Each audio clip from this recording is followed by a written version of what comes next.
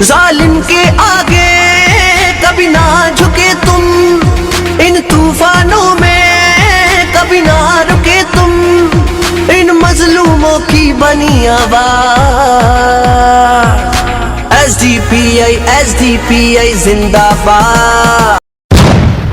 चलिए, मालेगांव में हमारी टीम पहुंची है 2008 के ब्लास्ट पर। एसडीपीआई के पॉलिटिकल जो लोग हैं, social democratic party of India के जिम्मेदार हैं मालेगांव से, उन लोगों से हम बात करेंगे। पहले आप पीछे ये देख लीजिए, ये गंगा जमनी तहजीब है और इसको ख़राब करने की कोशिश की जा रही थी। मालेगांव में कौमी अक़लियत एकता को कहीं ना कहीं इसको बिगाड़ने की कोशिश क्यों की जा रही थी, उन तमाम मुद्दों पर पॉलिटिकल लोग एसडीपीआई पार्टी से हमारे साथ हैं और उनसे हम बात करते हैं। सर, कैसे देखते हो, ये मंदिर और मस्जिद दोनों ही पास में है, लोग काफ़ी मोहब्बत से रहते हैं इस शहर में।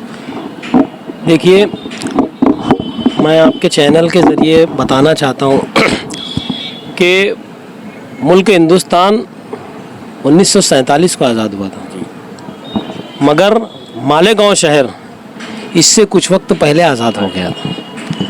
हमने यहाँ पर आज़ाद हिंदुस्तान का झंडा लहराया था। यहाँ तारीखी किला है मालेगांव में।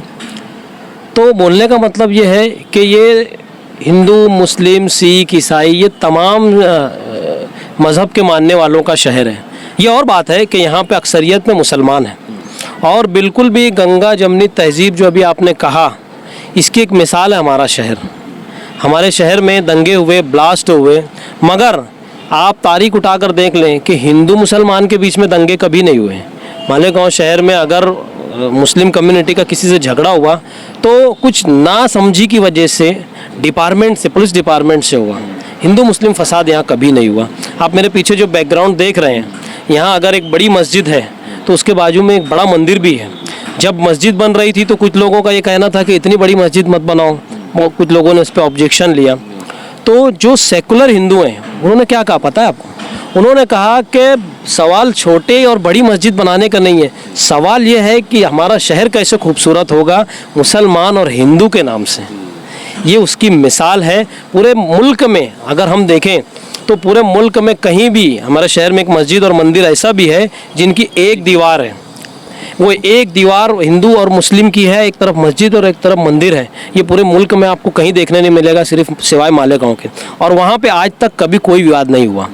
मालेगांव शहर में इस तरीके के ब्लास्ट करके, दंगे करके मालेगांव शहर की एकता और अखंडता को ख़त्म करने की जो फ़िरका परस्त लोग साजिश कर रहे हैं, मालेगांव शहर इसको कभी भी बर्दाश्त नहीं करेगा और कभी एक्सेप्ट नहीं करेगा। क्योंकि माजी में भी हम देख लें, जो दंगे हुए वो कभी मज़हब के नाम पे यहाँ नहीं हुए। हाँ, ये एकदम स्पष्ट बात है। जी, चलिए, ये खूबसूरती है मालेगांव की। आप देखिए, एक तरफ मंदिर, एक तरफ मस्जिद जो जामा मस्जिद है। इसकी खूबसूरती को बिगाड़ने की कोशिश 2008 में की गई और वहाँ पर ब्लास्ट हुआ मालेगांव के एक बाज़ार के अंदर। उस बाज़ार में ब्लास्ट होने के बाद भी आज तक यहाँ पर कौमी एकता और अक़लियत यहाँ की बिगड़ी नहीं है। लोग एकता के साथ, मोहब्बत के साथ रहते हैं और SDPI social democratic party of India का भी ये मानना है कि मालेगांव की खूबसूरती और आने वाले दिनों में मालेगांव की कौमी एकता को कहीं से भी बिगाड़ने की प्रयास नहीं किए जाएंगे। ऐसी पॉलिटिकल तंजीमों के, पार्टी के लोग आज भी लगे हैं आवाम को एक रखने के लिए, एकजुट साथ में लेकर चलने के लिए। आदाब, आप तक समाचार में स्वागत है आपका।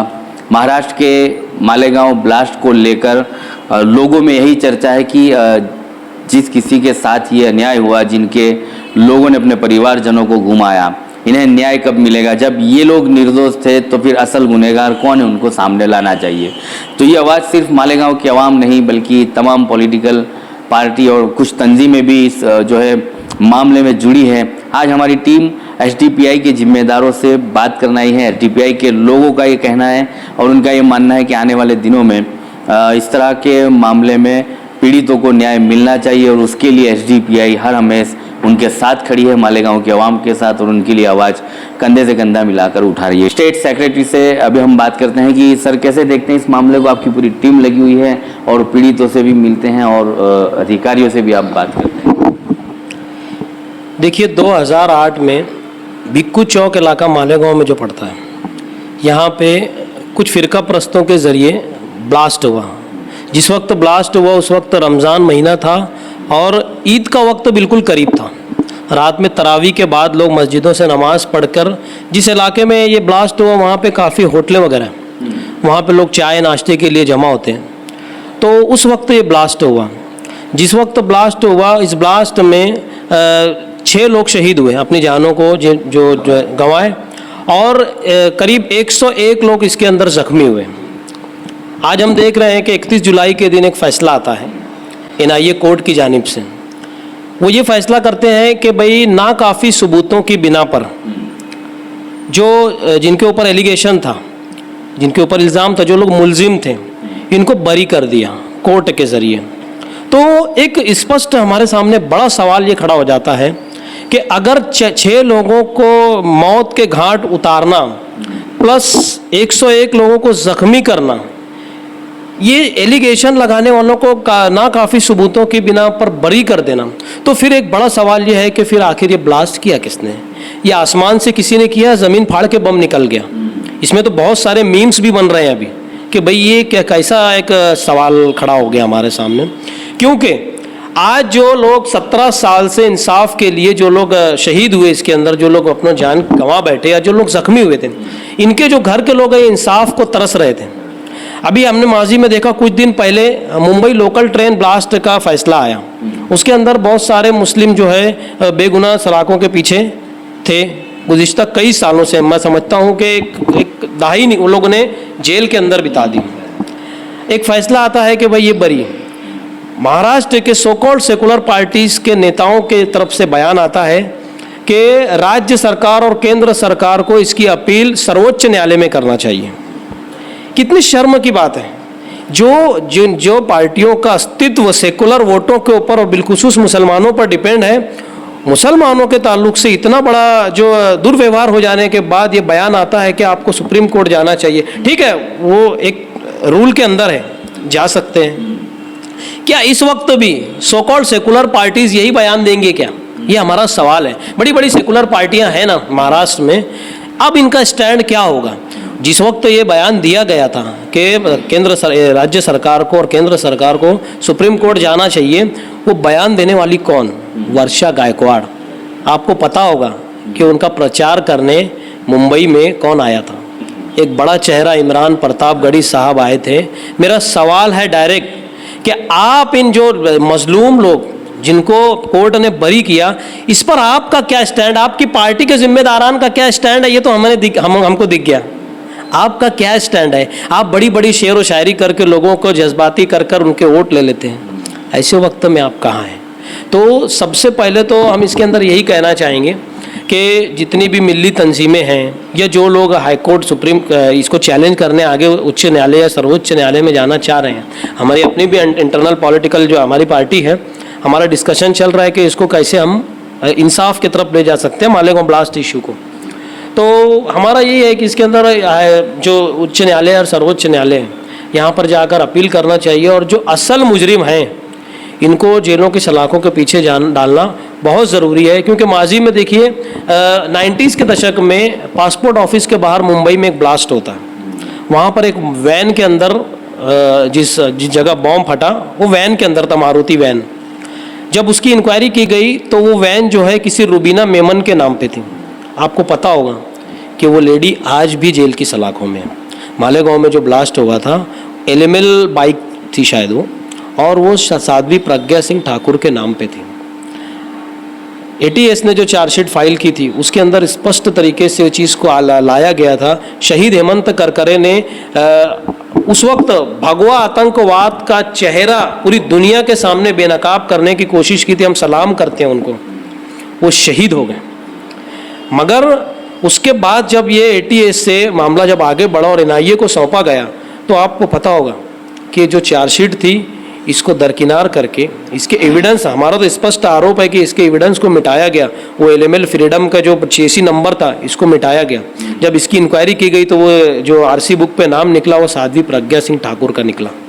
फिर क्यों आज वो जेल की सलाखों के बाहर है? कब मिलेगा मजलूमों को इंसाफ? MP भी बना दिया गया। हाँ, उसको एमपी बना दिया गया। एक पॉलिटिकल पार्टी जो सबका साथ सबका विश्वास कहने का नारा लगाते हैं, वो एक बॉम्ब ब्लास्ट के आरोपी को टिकट देते हैं और उसको लोकसभा के सदन में पहुंचा देते हैं। ये मैं समझता हूँ सेकुलर मुल्क के, सेकुलर आवाम के लिए एक बड़ा सवाल खड़ा हो गया है कि ऐसी भी सियासी पार्टियां मुल्क में हैं जो इतने बड़े बड़े आरोपियों को लोकसभा तक पहुंचाते हैं। हम तो पहली बात तो इसका खंडन करते हैं। और एक मैं पूरे मुल्क के सामने एक सवाल खड़ा हो गया, मैं स्पष्ट कह रहा हूँ कि जब ये लोग बरी हुए तो फिर ये बॉम्ब ब्लास्ट आखिर किसने किया? एक बड़ा सवाल है, इनको इंसाफ कौन देगा? किसी ना किसी को तो इसकी जिम्मेदार बनाना पड़ेगा ना, कोई है। और 17 साल इंक्वायरी करने के बाद नेशनल इन्वेस्टिगेशन एजेंसी जिसको कहा जाता है NIA, इनके तो एजेंसियों के ऊपर बड़ा सवालिया निशान खड़ा हो गया कि आप 17 साल एक केस को इसकी इंक्वायरी करते हैं और 17 साल बाद जो फैसला आता है वो कहा जाता है कि ये वो नहीं है। फिर कौन है भाई? ये हमारा सवाल है और मुल्क के हर सेकुलर शहरी का यही सवाल है। हाँ, अगर ऐसा है तो फिर रुबीना मेमन आज जेल में क्यों है? ये भी एक सवाल है। तो यही तो है कि जब तक के मुल्क की सेकुलर अवाम जो हिंदू, मुस्लिम, सिख, ईसाई सब मिलकर जो इस देश को सींचा है जिन लोगों ने, ये सबको बैठकर एक सर जोड़ कर बैठने का मकाम है। ये एक बहुत जिल्लत और शर्मनाक बात है। हम social democratic party of India की तरफ से इसका खंडन करें और जितना किया जाए कम है। सुप्रीम कोर्ट में आने वाले दिनों में इस मामले को ले जाया जाएगा, कितनी उम्मीदें हैं और कैसे देखते हैं कि इस मामले को सुप्रीम कोर्ट सजा की तरफ ले जाएगा? मैं आपको एक बात बताऊं कि गुज़िश्ता सालों पहले बाबरी मस्जिद का फैसला आया। बाबरी मस्जिद के फैसले में जो कि एक प्रॉपर्टी सूट था, है ना, जगह की लड़ाई थी, एक सिविल सूट के अंदर ऑनरेबल सुप्रीम कोर्ट के जजेस अपने फैसले में, एक सिविल फैसले में ये मेंशन करते हैं कि डिमोलिशन ऑफ मस्जिद is a serious violation of rule of law. इसका मतलब क्या हुआ? कानून को, मस्जिद को गिराना, कानून का मतलब कानून को ब्रेक किया, लॉ को ब्रेक किया इन्होंने।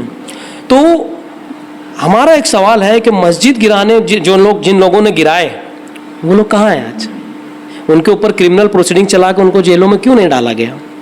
तो वो फैसला हमने कैसे कबूल कर लिया? ऐसे social democratic party of India के कैडर या मेंबर होने की हैसियत से हमने आज तक नहीं किया। हम हर 6 दिसंबर को अभी भी उसका प्रोटेस्ट और धरने आंदोलन करते हैं और आगे भी करते रहेंगे।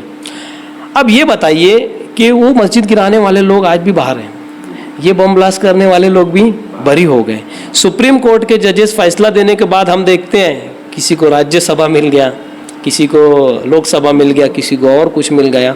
यहाँ तक के जो रंजन गोगोई है, इनका बयान आता है कुछ वक्त पहले, क्या कहते हो कि अब हिंदुस्तान में सुप्रीम कोर्ट के जरिए भी लोगों को इंसाफ नहीं मिल रहा है।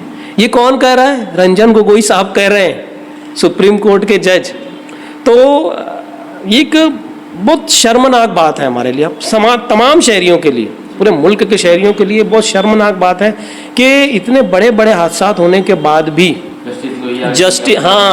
लोगों को जस्टिस नहीं मिल रहा है। तो ये मामले में जस्टिस कब मिलेगा, कैसे मिलेगा, ये तो अब अल्लाह ही है इसका। आप तक समाचार हमेशा रखे आपको आगे।